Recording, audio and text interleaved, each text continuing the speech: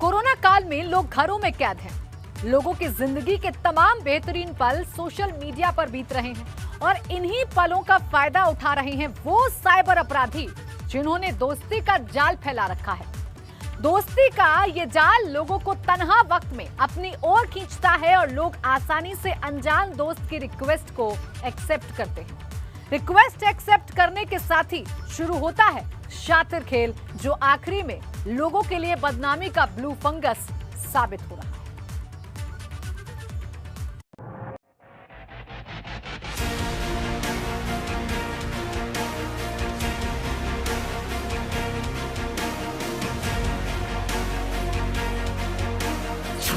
एक तरफ वायरस की मार, दूसरी तरफ साइबर क्राइम से हाहाकार।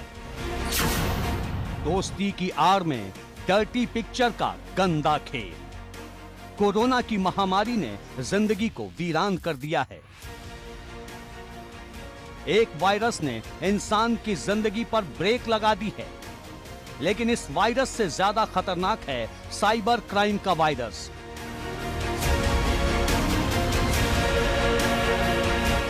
क्योंकि महामारी के बीच ऑनलाइन ठगी करने वाले गिरोह सक्रिय हो गए हैं। ये गिरोह पहले लोगों से दोस्ती करता है, फिर दोस्ती की आड़ में शुरू होता है डर्टी पिक्चर का असली खेल। इस गंदे खेल में पहले सोशल मीडिया पर दोस्ती की रिक्वेस्ट आती है। सामने वाला व्यक्ति उसे एक्सेप्ट कर लेता है। पहले हाय हेलो से शुरुआत होती है, फिर नंबर एक्सचेंज होते हैं और फिर शुरू होती है अश्लील चैट। शुरुआत में सामने वाले को समझ नहीं आता कि जिसे वो दोस्त समझ रहा है, असल में वो साइबर क्राइम के माया जाल का खिलाड़ी है। साइबर क्राइम के विलेन ये सब कुछ रिकॉर्ड कर रहे होते हैं। जो मोहरा होता है या जिसे शिकार बनाया जा रहा होता है, उसे कुछ भी समझ में नहीं आता। लेकिन अचानक उस व्यक्ति को एक मैसेज आता है कि जितनी भी वीडियो चैट या अश्लील मैसेज उसने भेजे, उसे सोशल मीडिया पर डाल दिया जाएगा और अगर बचना है तो फला नंबर पर पैसे ट्रांसफर कर दो। आज एबीपी गंगा आपको बताएगा कि कैसे ऑनलाइन ठगी करने वाला गैंग आपको बनाता है अपना शिकार।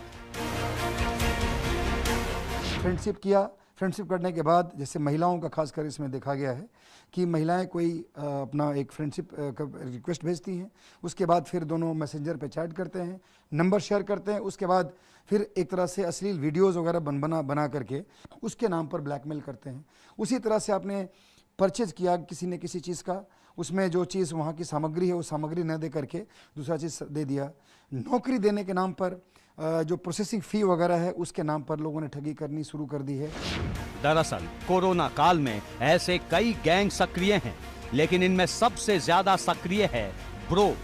एबीपी गंगा से खास बातचीत में नोएडा के एडिशनल डीसीपी कुमार रणविजय सिंह ने बताया कि महामारी काल में ऑनलाइन ब्रो गैंग काफी सक्रिय है और लगातार लोगों को अपना शिकार बना रहा है। अगर गौतम बुद्ध नगर की बात करें तो 20 से 25 केस हर दिन ऑनलाइन ठगी के सामने आ रहे हैं, जिसमें नए नए हथकंडे अपनाकर लोगों को अपना शिकार बनाया जा रहा है। आपको बता दें कि ये गैंग वक्त वक्त पर अपने तरीके बदल देता है ताकि किसी को इस पर शक न हो और आसानी से सामने वाला इनके ट्रैप में फंस जाए। कोरोना की महामारी में ये गैंग दोस्ती के ठीक बाद आपसे मदद के नाम पर मेडिसिन, मास्क, सैनिटाइजर, इंजेक्शन और ऑक्सीजन सिलेंडर को लेकर बात करेंगे। फिर धीरे धीरे आपको अपने भरोसे में ले लेंगे।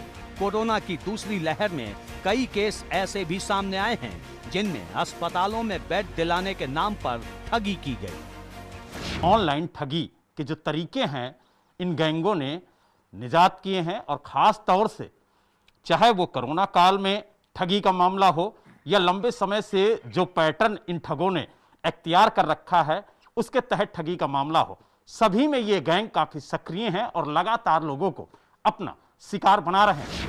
एबीपी गंगा की पड़ताल में पता चला कि ये गैंग उन लोगों को ज्यादा अपना निशाना बनाता है जो लॉकडाउन के दौरान ज्यादातर अपना वक्त सोशल मीडिया पर बिताना पसंद करते हैं। यही वजह है कि ऑनलाइन ठगी करने वाले गैंग दोस्ती के नाम पर काफी तादाद में ठगी कर रहे हैं। लोग अपनी इज्जत बचाने के लिए इस गैंग का शिकार आसानी से हो जा रहे हैं। इसके अलावा ऑनलाइन सामान की खरीदारी, बैंक से लोन दिलाने और ऐप डाउनलोड के नाम पर भी जमकर ठगी की जा रही है। ऑनलाइन ठगी का ये रैकेट पूरे प्रदेश में फैला हुआ है। अगर आपके फोन पर किसी अननोन नंबर से किसी हसीना की आवाज सुनाई दे तो सावधान हो जाइए। हो सकता है कि आप किसी के निशाने पर हैं, क्योंकि आमतौर पर लोग लड़कियों से बातचीत करते हुए अपनी हद से आगे निकल जाते हैं। बस यहीं से शुरू होता है असली खेल।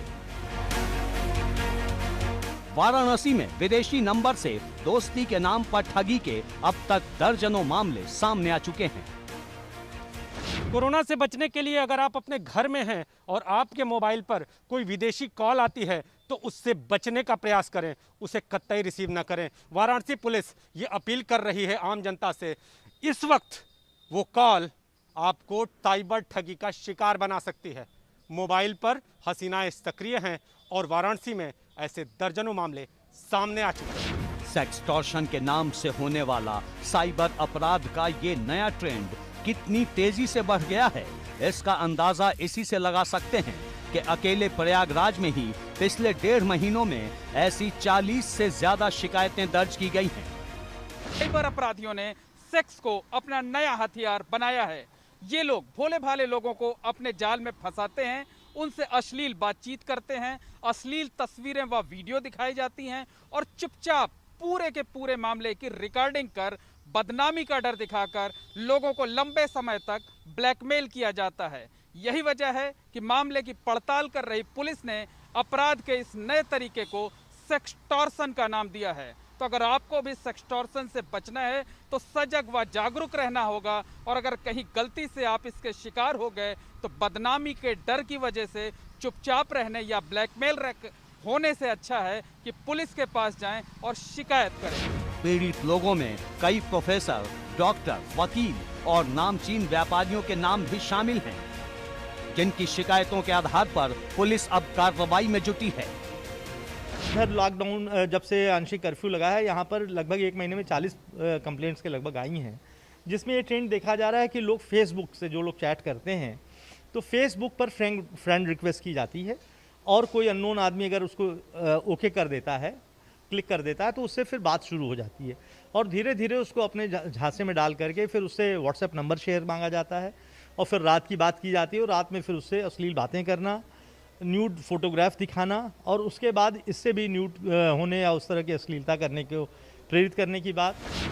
साइबर एक्सपर्ट मानते हैं कि ठगी का आंकड़ा और भी बड़ा हो सकता है, लेकिन ज्यादातर मामले सामने नहीं आते क्योंकि ठगी का ये तरीका लोगों के चरित्र से जुड़ा है और लोग बदनामी के डर से चुपचाप शातिरों का शिकार बनना ज्यादा ठीक समझते हैं। इसीलिए साइबर क्रिमिनल्स ठगने के इस नए तरीके को तेजी से फैला रहे हैं। एबीपी गंगा के लिए नोएडा से बलराम और वाराणसी से नीतीश के साथ प्रयागराज से मोहम्मद मोइन की रिपोर्ट।